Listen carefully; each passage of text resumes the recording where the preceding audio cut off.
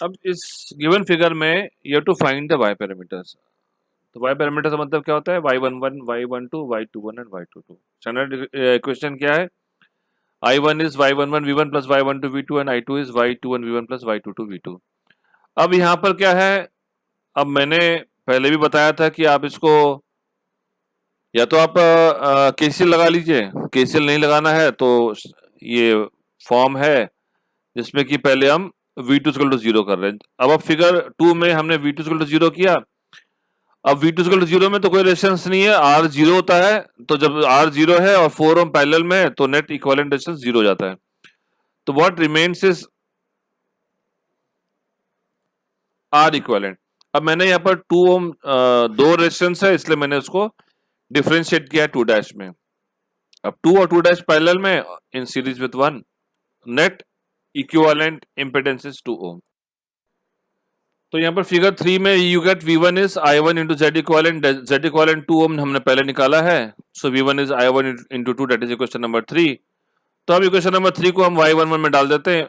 सो हमारा नीचे में v1 का वैल्यू हम पुट करते हैं, that is 2i1, i1 and i1 gets cancelled and we get our equation number 4।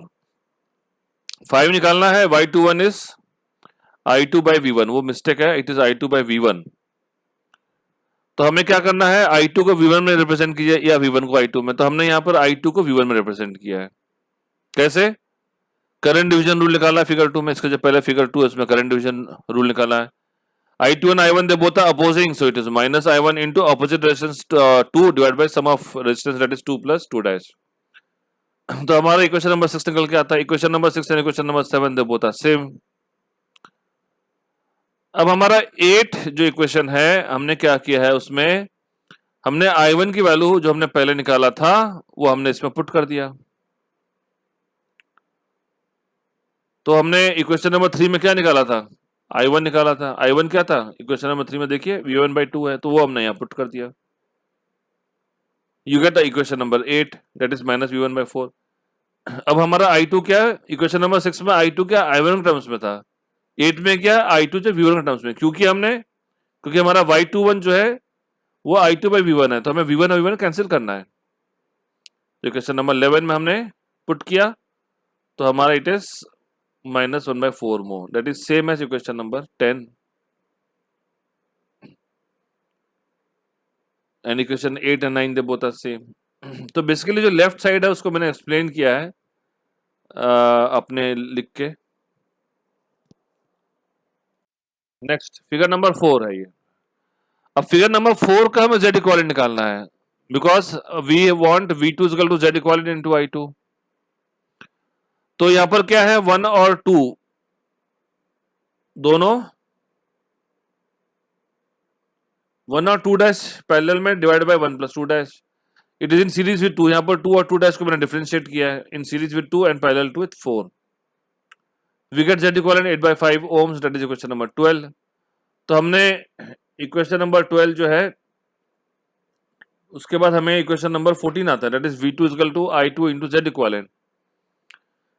इस 14 को हमने जेड इक्वलेंट क्या 8 बाई 5 है, दैट इज 16। 15 है तो 16 हमारा निकल के आता है v2 is I2 into 8 by 5, that is equation number 16। तो v2 in terms of I2 put कर दीजिए 18 इक्वेशन में, या 17 में मैंने पुट करके शो किया है v2 is equal to 8 by 5 I2, we get cancel and 5 by 8 more. तो हमारा y22 जो है वो 5 बाई 8 मोर आता है, दैट इज सेम 17 एंड 18। अब निकलना y12 I1 by v2 when v2। अब y12 निकालना है तो हम क्या करते हैं इसमें, हमने पहले निकाला था v2 equal to I2 into 8 by 5 या I2 equal to 5 by 8 v2। तो हमें I2 करंट मिल गया। अब आप ये देखिए कि जब आपने I2 करंट निकाल लिया तब आप इस फिगर 6 में क्या है, 1 और 2 पैरेलल में है इन सीरीज विद 2, तो हमारा I3 करंट निकल के आ सकता है in figure number 6। Figure number 5 में हम I3 करंट नहीं निकाल सकते हैं। हमने फिगर नंबर 5 को फिगर नंबर 6 में रिप्रेजेंट किया है। I3 निकाला। I3 क्या है? Total current I2 into opposite resistance 4 by sum of resistance 4 plus 2/3। तो हमारा I2 निकल के आ गया, I3 निकल के आ गया 12/20 या 3/5 I2। तो ये हमारा इक्वेशन नंबर 22 हो गया। अब ये I3 जो है मैंने फिगर 7 में रिप्रेजेंट किया है, इससे हम I1 निकाल सकते हैं। अब I1 और I3 क्या अपोजिंग है, तो I1 minus equal to minus I3 into opposite resistance 2 divided sum of resistance 2 + 2। तो हमारा इक्वेशन नंबर 23 निकल के आता है या 24 निकल के आता है, दैट इज -2/5 I2,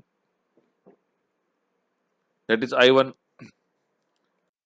अब ये I1 जो है -2/5 I2 जो है वो हम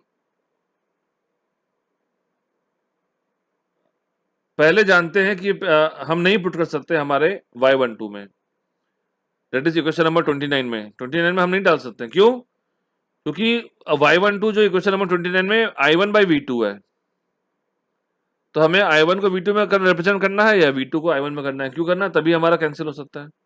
अब तो 25 में क्या है, I1 in terms of I2, तो हम I1 को हम V2 टर्म्स में रिप्रेजेंट करेंगे। तो हम जानते हैं कि from equation number 20 I2 is 5V2/8। अब हम इसको पुट करते हैं इन नंबर 25, तो हमारा 27 निकल के आ जाता है, दैट इज V2/4। अब हम पुट कर सकते हैं, तो हमारा I1 की वैल्यू हमने V2/4 पुट किया, तो हमारा V2 कैंसिल हो गया। मैंने यहाँ पर 28 में शो किया है, यू गेट -1/4। तो इस तरह से हमारा Y12 Y21 is equal to -1/4 मो, या हम इसको -0.25 मो भी कह सकते हैं। हमारा फाइनल निकल के आ गया 29-30 स्टैंडर्ड रिलेशन है। हमने पहले फाइंड किया Y11 1/2 मो, Y22 5/8 मो, Y12 is equal to Y21 is -1/4 मो। पुट कर दीजिए 29-30 में and you get the relation in final Y matrix, that is equation number 33।